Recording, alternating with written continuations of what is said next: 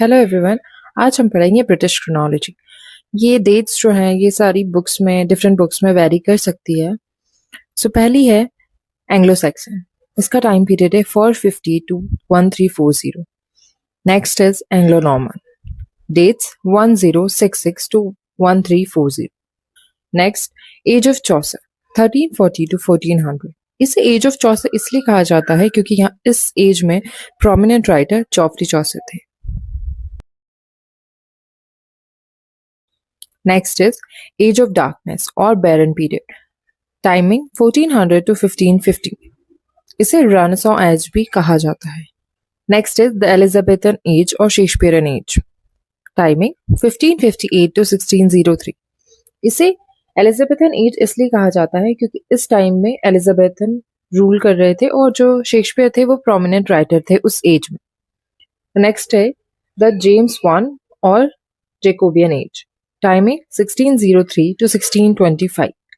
Next, the Caroline Age 1625 to 1649. Next is Puritan Age or Commonwealth Age. Timing 1649 to 1660. Next, the Restoration Age or John Dryden Age 1660 to 1702. Next age, the Augustan Age or Neoclassical Age. Timing 1702 to 1744. इस as को as of enlightenment और as of newspaper और as of magazine भी कहा जाता है क्योंकि इस पीरियड में न्यूज़पेपर और मैगजीन जो थी वो बूम पे थी। नेक्स्ट है pre romantic age. The timing are 1745 to 1798. Next the romantic age. Timing 1798 to 1837. Next the Victorian age. Timing 1837 to 1901.